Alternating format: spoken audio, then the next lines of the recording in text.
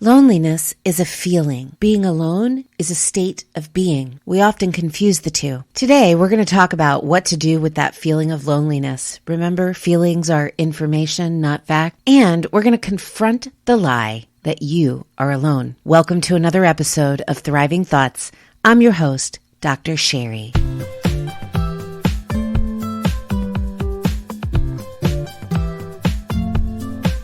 Loneliness lies. Yep, it lies to us. Well, maybe loneliness doesn't lie to us. Maybe we lie to ourselves because of the way we interpret the feeling of loneliness.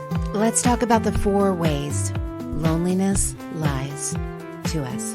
Number 1, loneliness tells us that we are deficient. It tells us that without other people, without other things, we aren't enough. It tells us that on our own, we aren't complete. Loneliness tells us that we need something outside of ourselves to feel fulfilled and happy.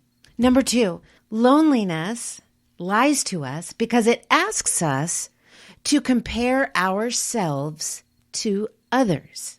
So we start to look around and we look at people that we know. And we even start to look at people that we don't know. And we compare ourselves and our situations to them. And we say, wow, they have so much that we wish we had. We say, wow, they must never feel lonely. We start to compare ourselves.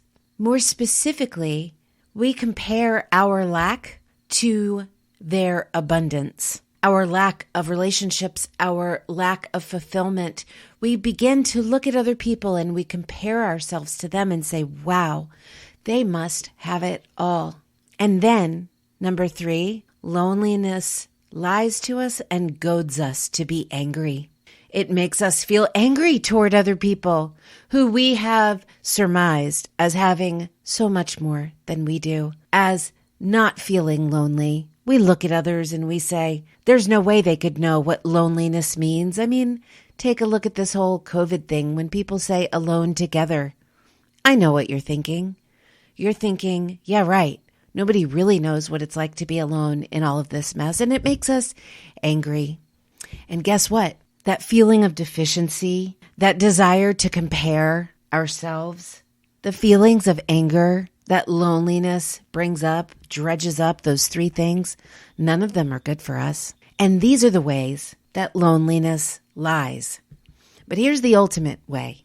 The feeling of loneliness lies to us. Loneliness tells us we are alone.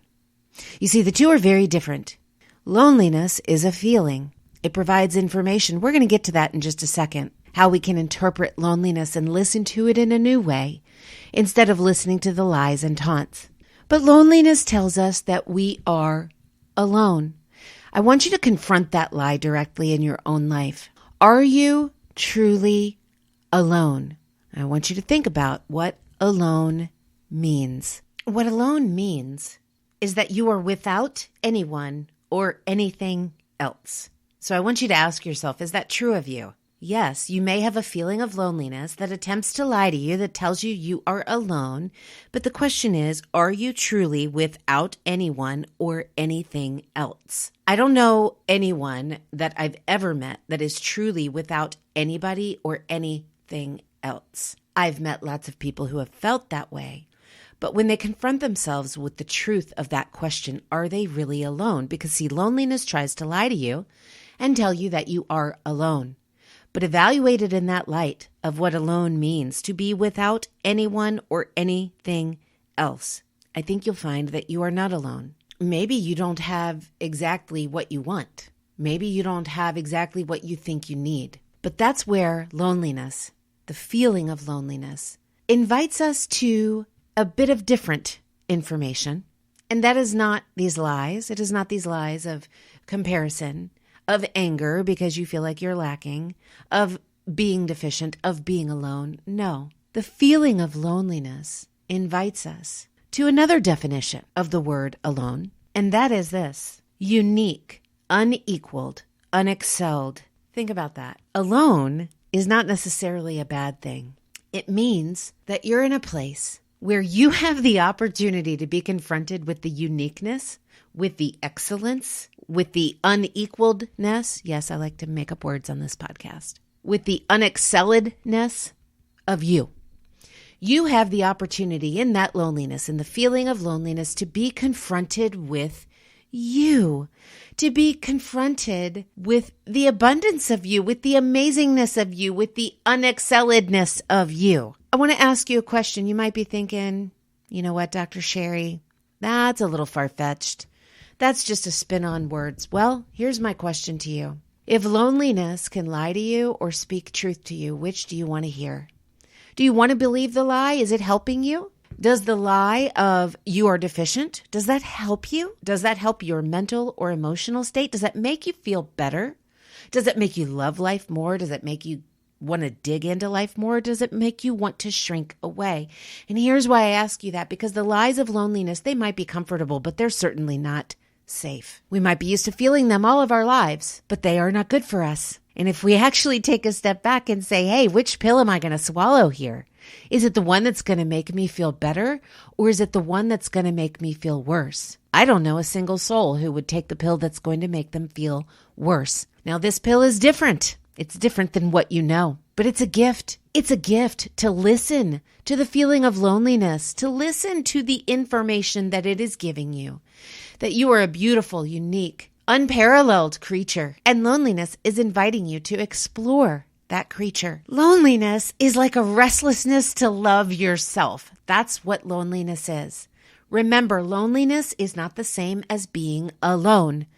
Aloneness, that's easy to fix. There's lots of ways to fix that.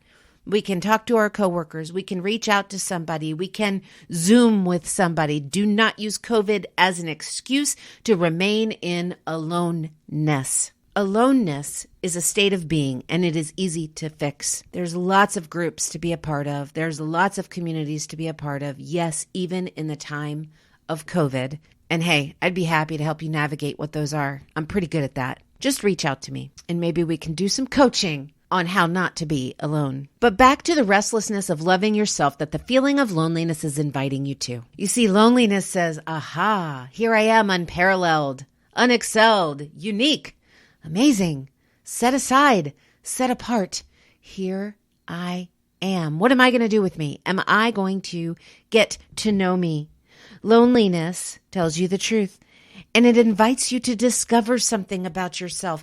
It invites you to lean into that. You see, too often what we do is we focus on the lack of what's outside of us rather than the abundance of what is inside of us. Loneliness can call you to both things. Which will it be? What are you going to discover about yourself in those places where you are without on the outside, but you are with lots, with a lot on the inside? Loneliness can invite you to dive deeper into your faith, deeper into exploring what an abundant life looks like for you. Loneliness invites us to challenge ourselves. It invites us to say, what am I good at? Okay, let me go sharpen and hone that. Let me go make myself better, faster, stronger, as Tony Robbins would say in his story. Loneliness also asks us to get out of our comfort zone of complaint and complacency. Loneliness asks us to stop believing the lie that we've heard from it all of our lives, that we are actually alone.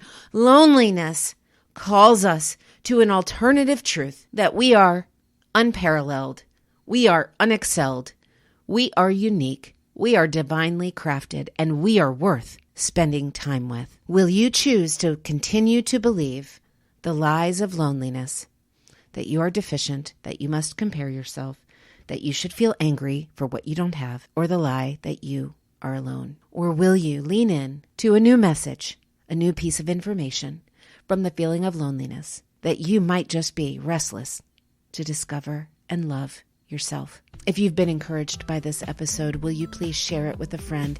If you're an Apple Podcast user, be sure to rate the show 5 stars to get this message in front of even more people who right now are in their homes feeling alone and need a new way of looking at themselves and looking at the possibility of an abundant life. Tune in this Sunday for an episode with my friend Christina Bueri, owner of Reston Limousine It is a girl power story you are not going to want to miss. Until then, my friends, remember to speak truth over the lies so you can thrive in any and every circumstance.